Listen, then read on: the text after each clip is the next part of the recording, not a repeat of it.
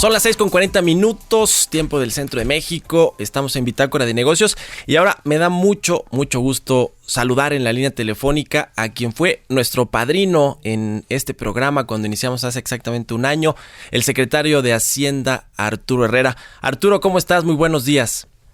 ¿Qué tal, Mario? Me da mucho gusto estar contigo nuevamente. Igualmente, muchas gracias por tomar nuestra llamada, la entrevista. Pues tantas cosas que platicar, Arturo, sobre pues lo que está viviendo la economía global, no solo la economía mexicana, con este asunto del coronavirus y los cierres de las actividades y los rebrotes incluso que ya ha habido en varios países. Hay una sopa de letras que yo te he escuchado hablar mucho de esto con respecto a cómo va a ser la recuperación en el mundo, pero particularmente en México. ¿Cómo están las cosas? Porque ayer tenemos este reporte del FMI que nos pone con una posible contracción de 10.5% para el PIB en 2020, pero hay otros pronósticos menos pesimistas, como el que tiene el Banco de México, uno de los 3 escenarios, pero también como los que tienen ustedes en Hacienda y en particular el presidente López Obrador. Cuéntanos un poco del asunto de la recuperación, cómo se ve en este momento después de todos los reportes que hemos tenido de las instituciones financieras o de los organismos internacionales. Bueno, primero efectivamente el Fondo Monetario Internacional decidió hacer una actualización de su pronóstico, donde plantea una caída de la actividad económica global de 4.9%, de 5%, para todo el mundo. Sí. Yo creo que la idea del fondo de hacer esto, el fondo usualmente hace 2 reportes de estos, uno para la reunión de primavera, que puede ser a finales de marzo o abril, y uno para las llamadas reuniones anuales, que suelen ser alrededor de la segunda semana de octubre. Cuando hace solamente 2 meses dieron a conocer un reporte, hay un sentido de urgencia en la necesidad de actualizarlo, porque creen que hay un marcado deterioro de la actividad global. Ahora, ¿cómo estamos viendo nosotros las cuestiones para México?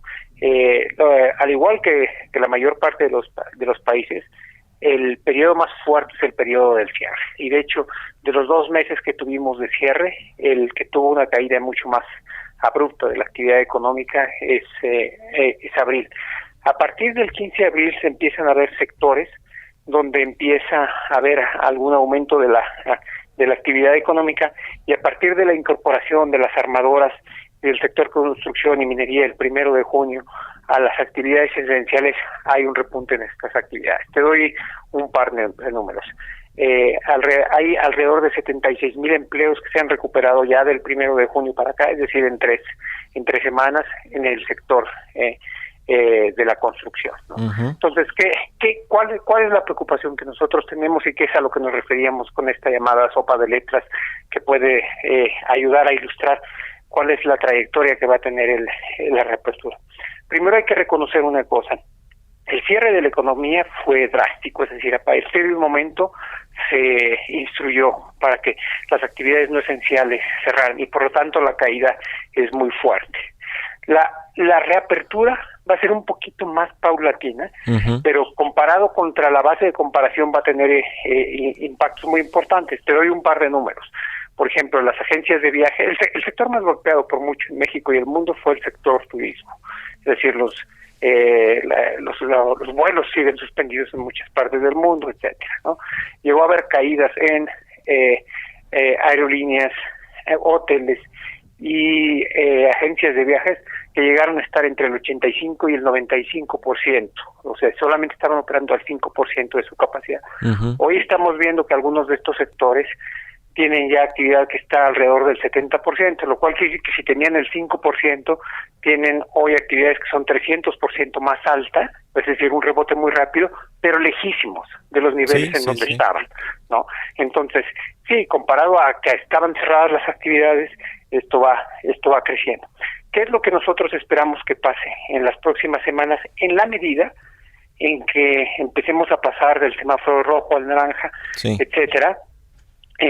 La actividad económica va a ir abriendo, pero no va a ser la misma en la que estábamos acostumbrados antes. Es decir, el ejemplo que yo siempre cito es, sí, se va a permitir a los restaurantes que abran, pero por ejemplo en Europa abrieron únicamente a veces con mesas en la acera, ahora con pocas mesas, con mayor distancia, es decir, se puede atender a menos clientes.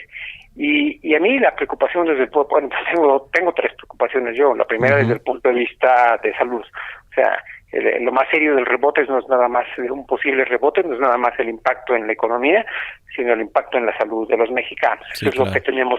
lo que tenemos que cuidar.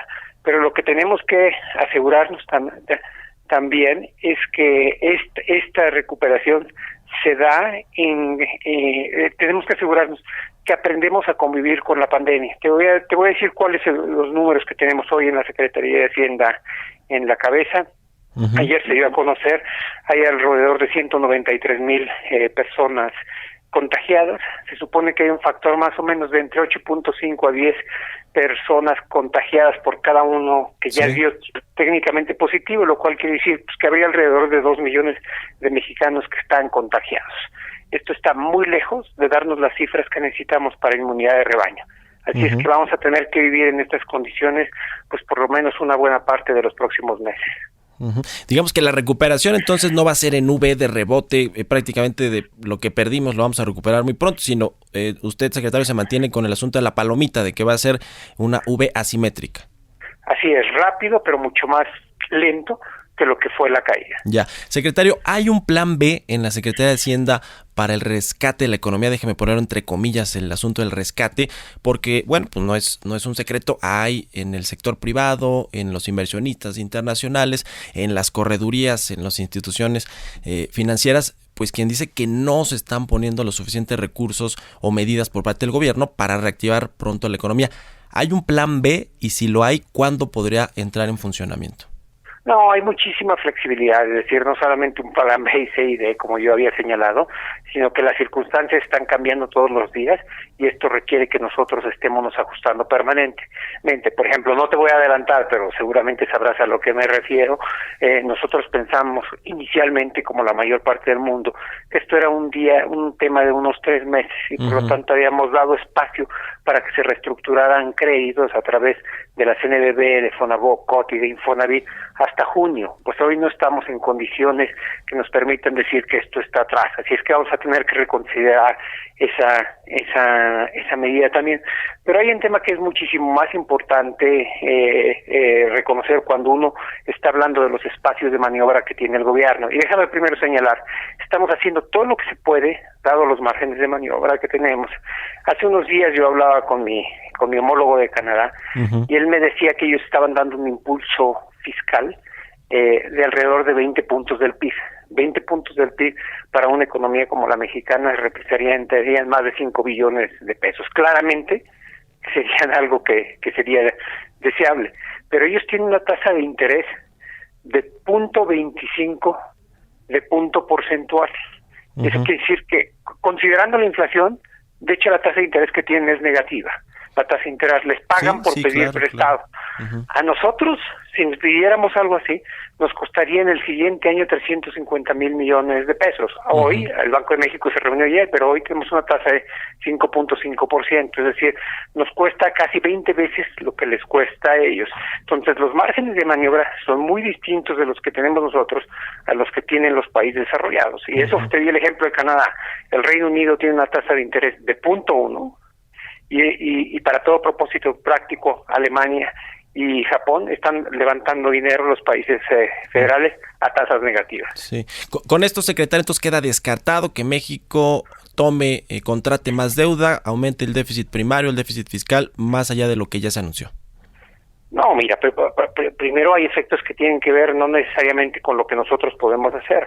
La deuda de nosotros está fundamentalmente en pesos, pero hay un 30% que está en divisas, dólar fundamentalmente, pero también euros y yenes. Esa deuda está evaluada a $18 antes en el periodo pre-COVID, digamos, a inicio de enero, y llegó a estar a 25 y ayer estaba en 22.5. Ese efecto tiene un efecto de evaluación, que es un incremento de la deuda del 15%, más o menos como de 500,000 millones de pesos. Es que, y esto subraya los límites que tiene la política fiscal mexicana. Sin que hubiéramos tomado más deuda, ya la deuda aumentó más o menos en 500,000 millones de pesos. Sí. Sí, eso es una realidad. Secretario, ¿usted cree que en el mundo, las instituciones financieras, los mismos organismos internacionales están viendo con mucho pesimismo el performance de la economía mexicana, los pronósticos? Es decir, ¿creen que están demasiado pesimistas de lo que realmente está sucediendo en México? No, mira, hay algo que es distinto en los pronósticos hoy a lo que era, digamos, cualquier año anterior, y es la variabilidad que tienes en los pronósticos.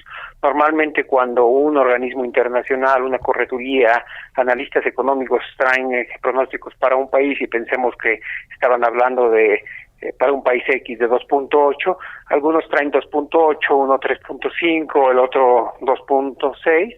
Hoy lo que estamos viendo son pronósticos que van desde el 5% hasta el 10%, etcétera, ¿no? Sí. Entonces yo creo que en realidad esto lo que refleja no es la calidad de los pronósticos, sino la incertidumbre de qué va a pasar. Hay cosas que van a ser extraordinariamente importantes para nosotros, pero que vamos a tener que ser muy cuidadosos cómo la operamos. A partir del próximo miércoles, en menos de una semana, entra en funcionamiento el nuevo Tratado de Libre Comercio. Sí. Pero esto no quiere decir que vamos a poderlo explotar en su total potencialidad como hubiéramos pensado hace 6 meses. Va a tener que ser cuidadoso. Las fábricas, incluyendo las que exporten, las manufacturas, etcétera, pues van a tener que hacerlo teniendo cuidado de que sus trabajadores no tengan comorbilidades, que no estén en las en el rango de la población que son frágiles. Probablemente van a tener que tomar la temperatura cuando los trabajadores entren a trabajar, va a tener que haber distancia en las líneas de producción, etcétera. Entonces sí tenemos muchas posibilidades, pero van a estar condicionadas por cómo respondemos a la pandemia. Ya. Y esto es lo que da volatilidad a los pronósticos. Finalmente, secretario, le quiero preguntar sobre la relación de la iniciativa privada de los inversionistas con el gobierno federal, que sabemos en este momento no es la mejor, particularmente con sectores del gobierno federal, por ejemplo, el sector energético, donde ha habido pues muchos asuntos alrededor. Yo he escuchado que usted tiene la intención de rehacer esta relación entre la IP y el gobierno. ¿Es fácil? ¿Lo ve en el corto plazo? ¿Se puede recomponer para que haya confianza en la inversión privada? No, es algo en lo que ya estoy invertido. De hecho, me he reunido nada más así de memoria con la Concanaco, con las asociaciones de constructores, con las asociaciones financieras. Hoy a las 11 o 12 de la mañana tengo una reunión con un grupo de los empresarios más importantes de Monterrey, y efectivamente, Mario, sí estamos súper conscientes de que el elemento que ha generado algún tipo de rispidez son los cambios de política en el sector energético. Pero el presidente hizo una reunión amplia de su equipo, donde estaba claramente la gente del sector energético, CFE, la secretaria Nale, el director general de Pemex, etcétera, pero también me invitó al ingeniero Alfonso Romo, etcétera. Sí. Y de lo que quedamos de esa reunión, y ya se está operando, además lo está llevando el ingeniero Romo, es buscar un mecanismo de conciliación y que acerque a las partes. Hasta donde sé, y eso lo chequé ayer en la noche, va muchísimo mejor de lo que yo mismo hubiera esperado. Así es que yo creo que vamos a tener buenas noticias en este sentido pronto. Pues qué bueno, ojalá. Secretario, usted está sólido ahí en la Secretaría, ¿verdad?, de Hacienda hasta el fin del sexenio. Sí, bueno, estos no son momentos para andar pensando en otras cosas, ¿no? Es probablemente la situación más retadora que tiene la economía mexicana y las finanzas públicas desde 1932. Aquí hay que mantenerse firme. Ya. Pues le agradezco mucho, secretario de Hacienda Arturo Herrera, por su apertura, por su amabilidad siempre con este espacio, y muy buenos días.